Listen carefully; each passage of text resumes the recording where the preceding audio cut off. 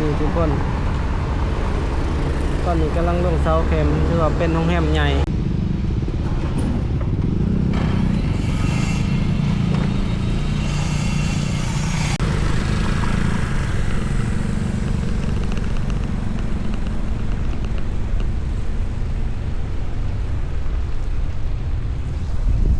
สบายดีกันเบิดสุขคนตอนนี้เราอยู่แถว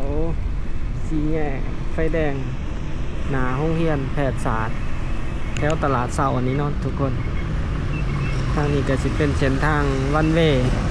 เส้นขึ้นไปคุณเนาะตอนนี้เราก็สิขามทางออกไปทางผูกทางเส้นแคมคลองวันนี้ก็แลนฮับออเดอร์ตามเคยทุกคนแท็กซี่ส่งเครื่องวันนี้ก็เลยถือโอกาสพาทุกคนชมเวียงจันทร์กันอีกแค่หนึ่งเนาะ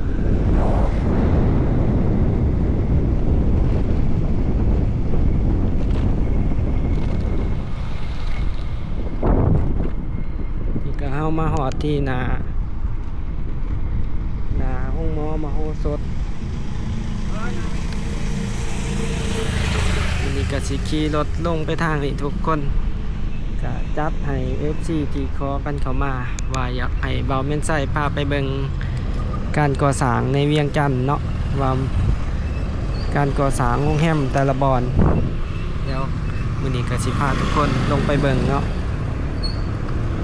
เฮาก็สิเริ่มต้นจากถนนเส้นนี้ทุกคนถนนเส้นนี้ต่อไปก็สิเป็นสิเปลี่ยนการขับขี่เนาะจากที่เฮาเคยขี่ขึ้นไปทางนั้นสิกลายเป็นขี่ลงมาบัดนี้แต่ว่าบ่ฮู้ว่าเพิ่นจะประกาศมื้อใดบอนนี้ก็เป็นทางหลังหอค่ำหรือว่าทำเนียบประธานประเทศพาทุกคนมาเบิ่งโรงแรมหลานสร้างเลยเนาะบอนอยากจะสิพาทุกคนลงไปทางแถหลังโรงแรมลาวพาซ่าเนาะอยู่ห่างจากที่ว่ามีการก่อสร้างโรงแรมทุกคนแล้วก็ไปเบิ่งสนามกีฬาเจ้าอนุวงศ์เนาะที่ว่ากำลังก่อสร้างนี่โรงแรมลาวหลานสร้างตอนนี้ก็ถือว่าค่อนข้างว่ามีการก่อสร้างเกือบสำเร็จแล้วทุกคนการตกแต่งเนาะตอนเหลือแต่การตกแต่งภายนอกภายในต่างๆ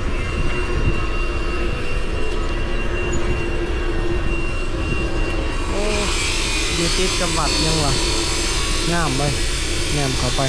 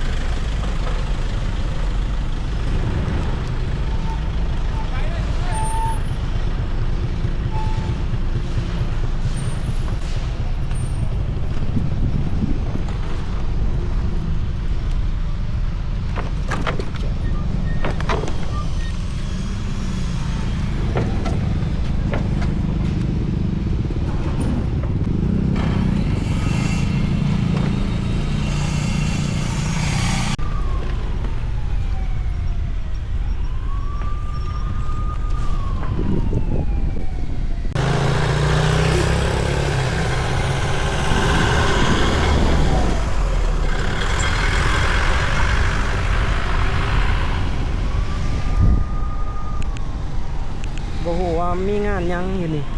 รถจอดหลายผิดปกติแถวนี้รถเครื่องมาจอดแถวนี้หลาย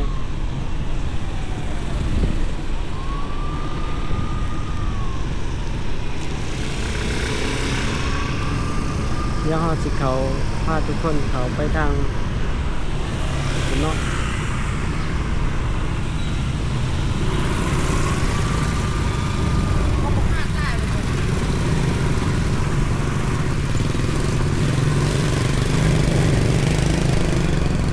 เดี๋ยวเขาทางนี้ได้บ่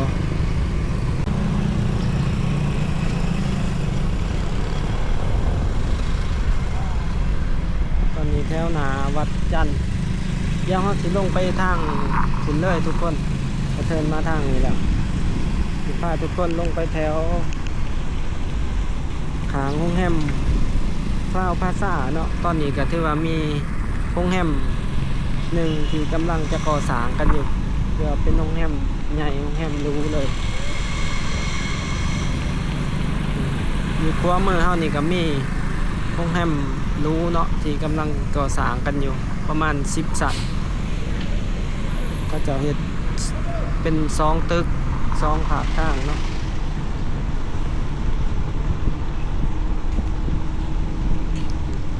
ขวามือเฮาก็มีป้ายกำลังก่อสร้าง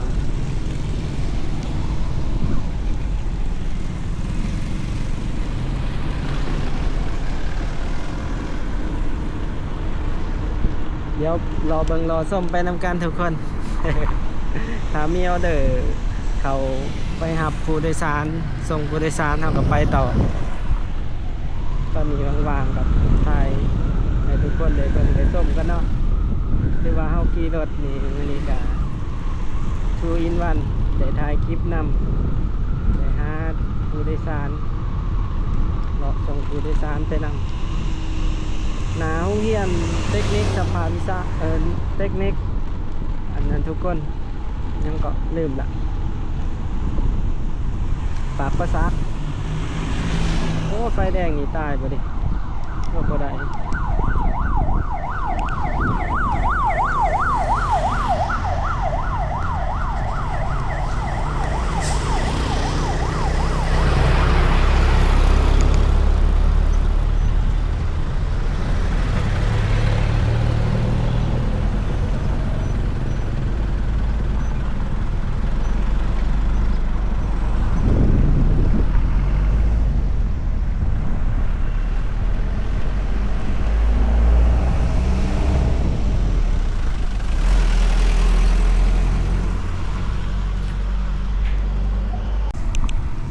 ไปกันต่อทุกคน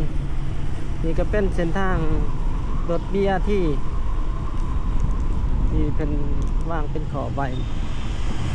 แล้วก็สีเหลียวสายลงไปทางโรงแรม Holiday Inn ข้าวภาษาเนาะทุกคน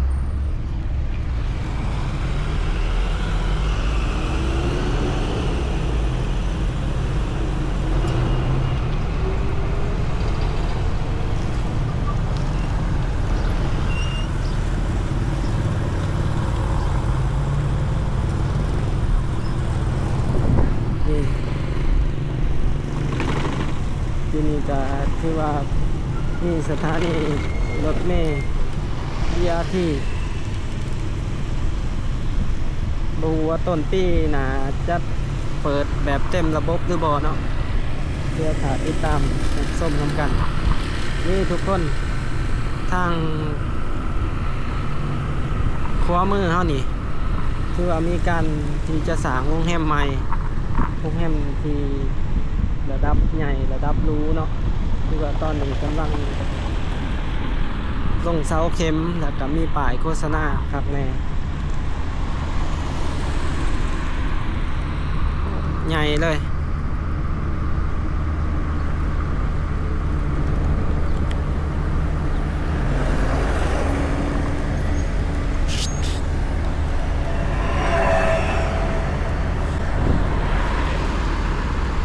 นี่ทุกคนตอนนี้กำลังลงเสาเข็มคือว่าเป็นโรงแรมใหญ่จะต่อกันเลยเนาะกับโรงแรมข้าวภาษาต่อกับโรงแรมลาวฮอลิเดย์อินนะเนาะคือว่าจะเป็นโรงแรมใหญ่ๆหรูๆเรียนกันเลยเนาะบัดนี้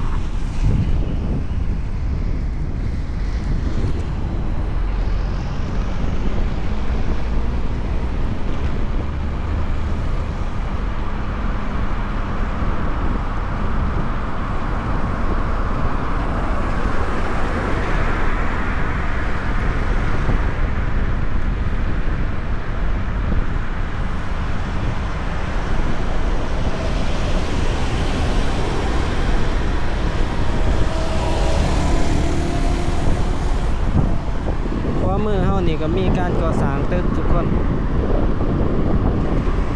เดี๋ยวเฮาสิลงไปเวียกเฮากันเนาะไปทางพุ่นละทางแถวสังเกียงเนาะแล้วเวียกไปเฮาจังสิพาทุกคนขึ้นไปเบิ่งอีกแถวตึกโรงแรมเขาเจ้าสร้างใหม่อยู่ทางหลังโรงแรมลาวพาซาทุกคนครับแล้วก็เบิ่งสนามเจ้าอนุวงศ์เนาะตอนนี้ก็ถือว่าเขาเจ้าเริ่มเฮ็ดอัศจรรย์หลายเติบแล้วเดี๋ยวไปเบิ่งกันทางนั้นทุกคนมื้อนี้เฮาก็แวะเข้ามาสังเกียงทุกคนมาแวะซื้อเครื่องตกแต่งเนาะแวะเข้ามาซื้อพอได้ไปใส่หนาเฮือนหนาหานเป็นดอกไฟตกแต่งช่วงคริสต์มาสอยู่นี่อยู่สังเกียงเขาเจ้าขายเครื่องคริสต์มาสเต็มเลยแวะเข้ามาพาทุกคนเบิ่งเลยครบเลยเครื่องตกแต่งคริสต์มาสมีผุมีหยังเครื่องตกแต่งแต่ละอย่างดอกพรมดอกไฟครบสุดสินค้ามาจากจีนพูนทางนะเต็มเลยฮะMerry Christmas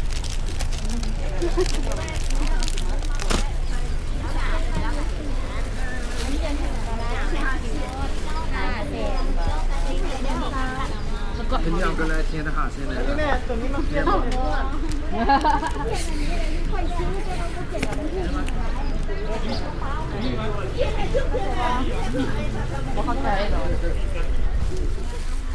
อัน30 40อันละแสนแต่ว่าเป็นส่วนใหญ่เป็นราคาส่งราคาเขาเจะค้าถืออยู่นี่คือดอกไฟนี่เป็นธงตัวนี้แสนหา10,000 กีบตัวนี้40,000ตัวนี้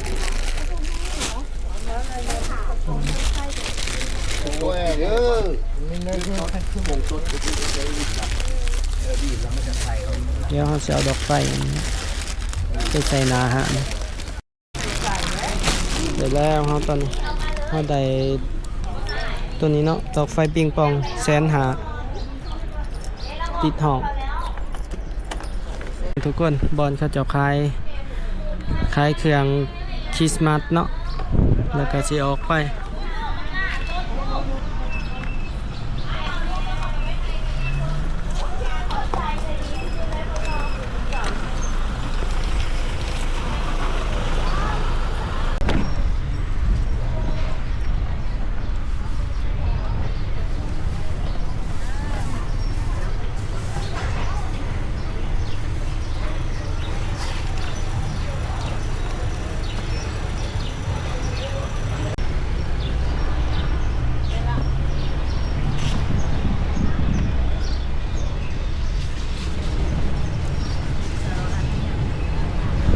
ทางสังเจียงก็ก่อสร้างกันโมเมนต์น้อยไปกลับไปฝุ่นทุกคนบัดนี้เอาก็สิกลับไปเพื่อละแถวสีหอมแถวถาดดำฝุ่นทุกคนเดี๋ยวไปเบิ่งกันทางอันเนาะ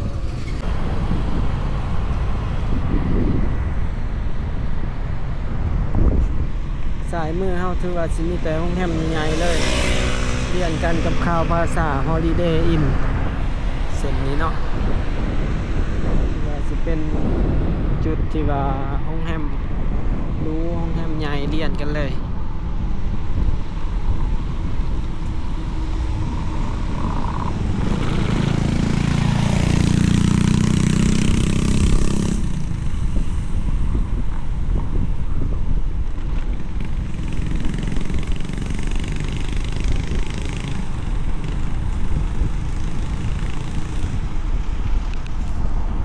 เราเริ่มเอาสายไฟลงดินแล้วทุกคนบอล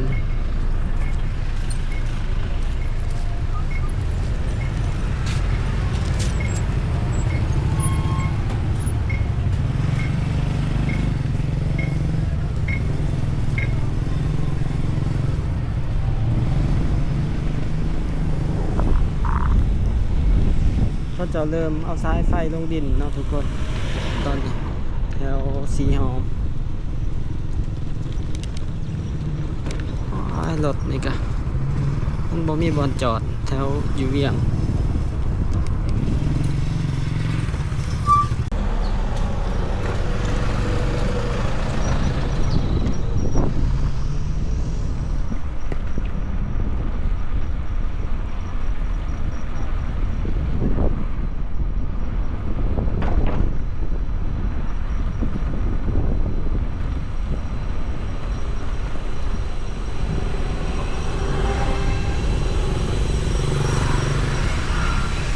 บอนนี้ก็จะเป็น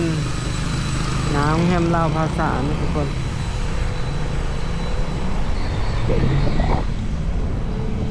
โอ้เสาไฟตัวนี้สายไฟกระถึกเลยนี่เฮาสิมาเลี้ยวสายเบิ่งบอนนี้ทุกคนมันมีห้องแฮมเขาจะสร้างใหม่เนาะบอน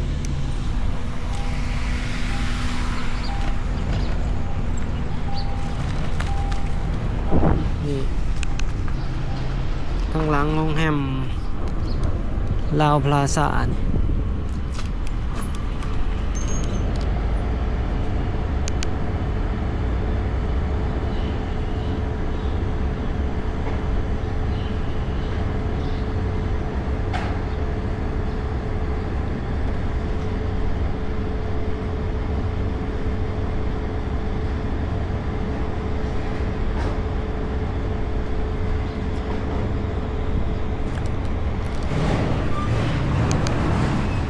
เนาะทุกคน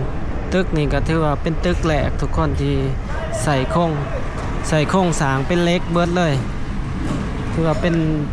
ตึกทมิตเนาะที่สร้างใหญ่ขนาดนี้บ่แม่นมันมีอีกตึกหนึ่งเนาะทุกคนอยู่หน้าสนามบินถือว่าใส่โครงสร้างเล็กตัวนี้ก็ใส่โครงสร้างเล็กถือว่าเป็นโครงสร้างเล็กเกือบ 100% เนาะมีแต่ตกกอเป็นเป็นจินจีเนาะนี่ทุกคนบอนนี้ก็เป็นสนามกีฬาเจ้าอนุวงศ์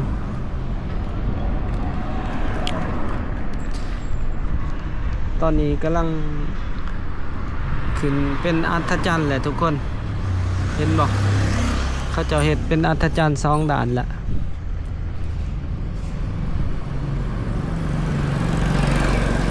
ถือว่าต่อไปก็แสดงคอนเสิร์ตหรือว่าเฮ็ดกิจกรรมระดับใหญ่หลายๆอย่างเนาะก็สิมีกิจกรรมกลางเมืองกับสนามกีฬาเจ้าอนุวงศ์ก็สิกลับมาคืนชีพอีกครั้งถือว่าบ่ได้ใช้กันหลายปีคักเลยบัดนี้ต่อไปก็สิได้ใส่พื้นที่ก็ถือว่าบางเทื่อสโมสรเตะบ้านเนาะเขาจะเซาเขาจะยังแบบ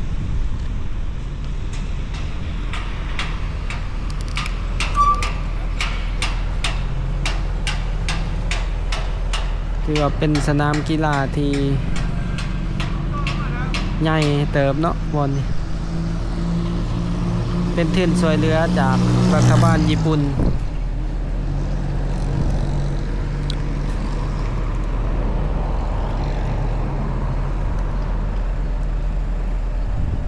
ก็สิประมาณนี้ทุกคนสำหรับในคลิปนี้พาเบิ่งพาส้มเนาะการก่อสร้างในนครหลวงเวียงจันทร์เป็นสนามกีฬาเจ้าอนุวงศ์